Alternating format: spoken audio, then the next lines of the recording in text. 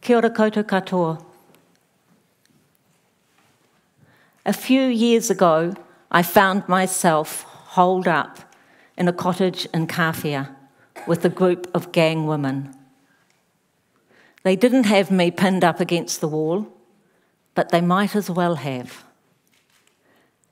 They just asked me to read aloud to them the draft of a book I'd written about them. It had been my idea to invite them to come together to discuss the draft. I'd imagined that everybody would go off on their own and read it quietly and then come back and ask me questions. Easy questions, I hoped. It had never occurred to me that they would expect me to sit in front of them, start at the beginning, and read the book. At that moment, I cursed my creative writing tutor, who had consistently advised me to write as if everyone was dead.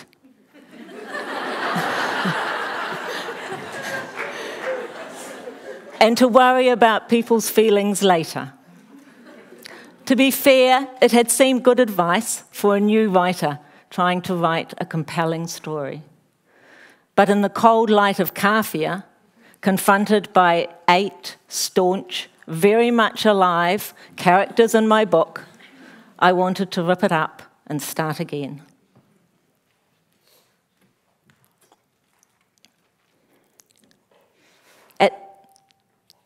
For 5 hours, the women listened to my take on the organisation that we had all been part of back in the 1970s. It was called Aroha Trust, a work collective for young gang women. We'd set it up ourselves to give them financial independence and emotional backup. I came from the other side of the tracks, and as you'll see, I haven't changed a bit.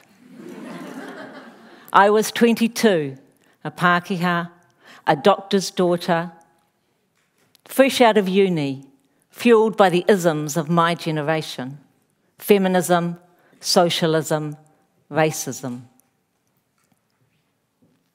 For 3 years, our unruly group of girls did men's work: painting, scrub cutting, gardening, labouring, on community projects and around local schools. We set up house together. We went on road trips. We went on pub crawls, and we stood side by side against a backdrop of gang violence, police harassment, and a society that didn't want to know. 20 years later, I tracked down a dozen of the women from that time and asked them if I could record their stories. Back when we were young, no one had talked about where they came from. If you ended up with the gangs, it meant that no one else wanted you. What would we have done with all that pain? But now I had a burning desire to know about these women, about their childhoods, and about what had happened to them since. And they wanted to tell me. They knew I was writing a book. I gathered their stories, told them I'd be back in touch when I had something to show them, and promised I wouldn't publish anything without their permission. So here I was in Kawhia, about to honour that promise and feeling terrified. The women listened to me read in silence, apart from the odd joke or snort or interjection. When we stopped for a break, no one talked to me. I had no idea what they thought. Late in the afternoon, Jane presented each of us with a blue Aroha Trust t-shirt, just like the ones we'd worn back in the day. Putting on the t-shirts brought out the inner crazy teenager. By midnight, it was like a train crash. drunken bodies staggering around the house, women squaring up to fight over gang patches they'd long ceased believing in. By morning, almost everybody had taken off or passed out. I spent the day in shock.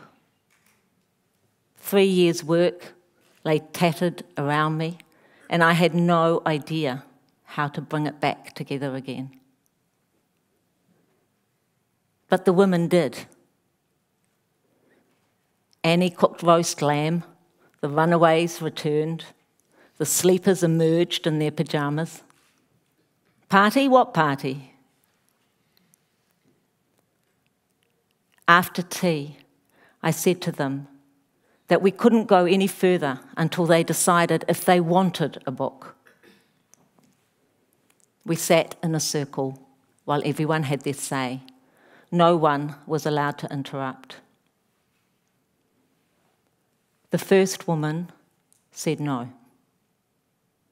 The second woman said she'd go with the group. And then one by one, the other women all said they did want their stories to be told. Not only that, they wanted to use their own names. As Ginny put it, it was the only way to break the cycle of silence and violence. If she used a nom de plume, she wouldn't be able to stand up and speak when the book was published. Not that we had a publisher.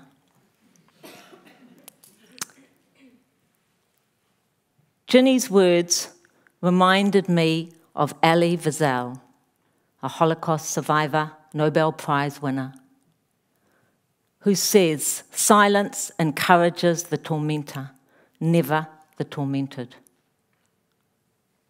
These words have sustained me while I was writing this book. I believe in truth-telling. I believe in shining a light in dark corners. And I agree with American writer Anne Lamott when she says, we have to let the monster out. When we do, we don't end up with a brand on our forehead. We compare notes.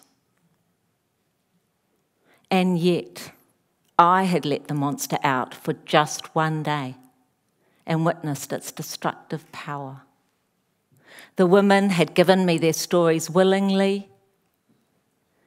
They'd agreed to share them in a safe setting. But still, the telling had triggered old, deep trauma. Make no mistake, standing up and speaking out comes at a price.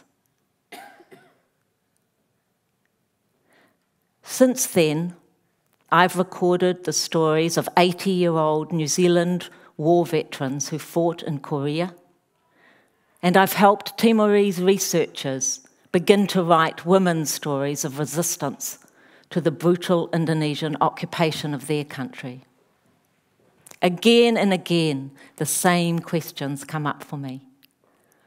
What are our responsibilities as the curator of other people's stories?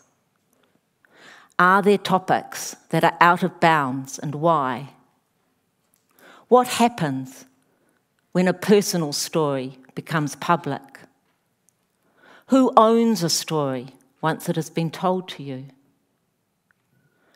Do we have the right to tell stories, even our own, if someone else doesn't want us to? If you think these questions only affect writers, please think again. In this age of social media, we are all storytellers. We can all make public the details of ours and other people's lives with a single click. I don't know the answers to these questions, but I think the concept of compassionate truth espoused by the late New Zealand historian and writer Michael King comes pretty close. The title of Michael King's book for biographers, Tread Softly, for You Tread on My Life, says it all. Yes, we must be fearless in our pursuit of truth, but we must be equally fearless in our compassion for the real people whose lives we trample through to get there.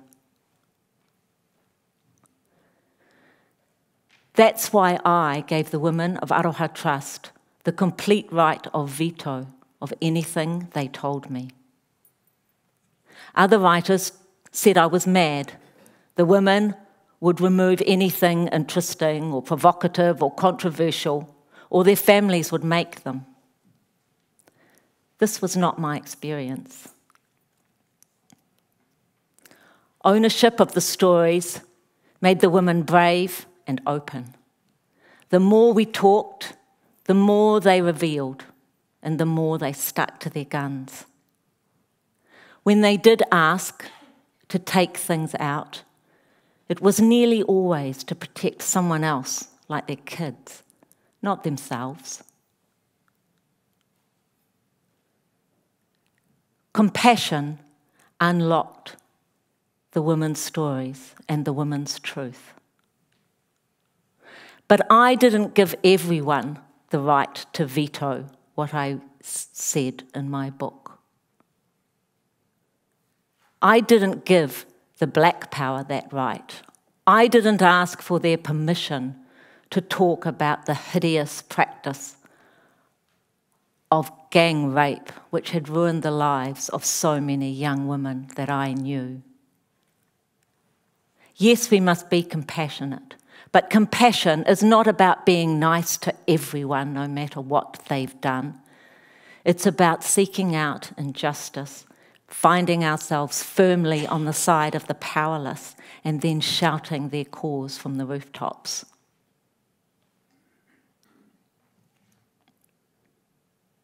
At the same time, when we do that shouting, we have to be aware that we collect some people up, innocent people, who perhaps didn't ask to be there. One of those people was my husband, Pat. He hasn't changed a bit either. Pat and I met when I was 19. We fell in love, went our separate ways to find ourselves, and then reunited when Aroha Trust folded. Pat had never liked the gang scene or my involvement in it, and now he hated the thought that by delving back into it, I would hurt our family and our 3 children.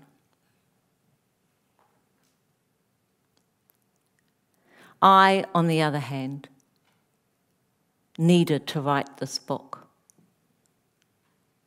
And he accepted that, but he didn't want to know about it, given that it had taken over my life and that he was in it. This was very hard.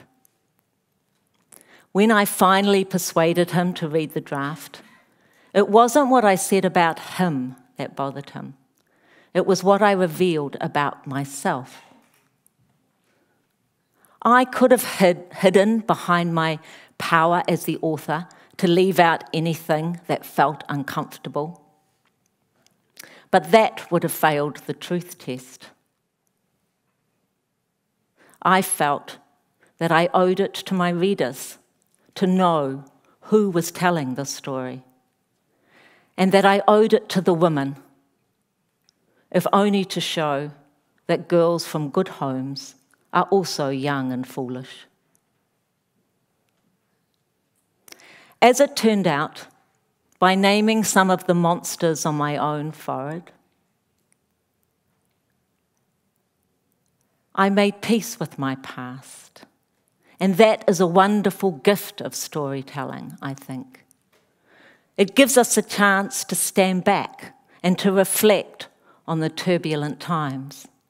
And the more we reflect, the more compassion we find within ourselves, not just for other people, but for us.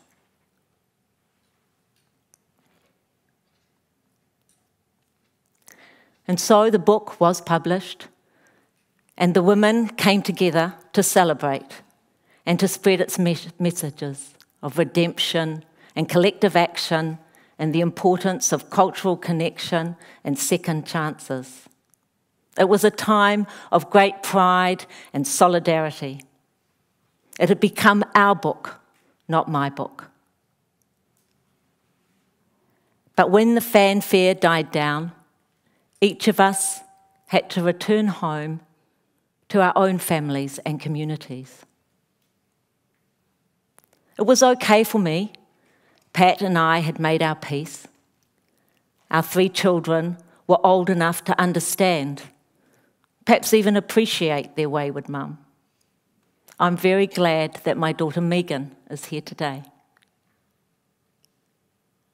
But for the other women, it was more of a double-edged sword.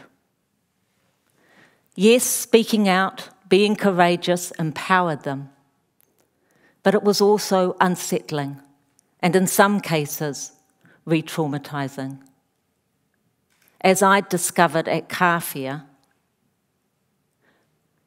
naming the monsters might be the first step in healing, but it's a long, hard road from one to the other. You might think that my book, Trust, is an extreme form of storytelling, a Pākehā trying to write about Māori, a doctor's daughter writing about gang girls, all that heavy subject stuff. It was always going to be fraught, and you'll be right. But all stories about real people are fraught. And the story I'm thinking of writing next is even more fraught. This is my mother with her first great-granddaughter. In the years before she died, Mum had vascular dementia. My dad had died already, so me and my 5 siblings rallied around and supported her as best we could. It was a sad, dispiriting, bewildering, sometimes darkly amusing time. A story that I'd like to share with other people going through that nightmare. It's my story, right? My mum's not here to object or be personally affected by it. But it's also my siblings' story. Most of them have given me their blessing. But there are also deep misgivings. They're around keeping Mum's memory and memory loss sacred and intact and private. Just like Mum herself, a backroom girl who never liked the limelight. Most of me believes that if I can tell the story with compassion, it will help us heal from the heartbreak that is dementia. But I can't guarantee that to my family. There are plenty of examples of families divided over stories told about them.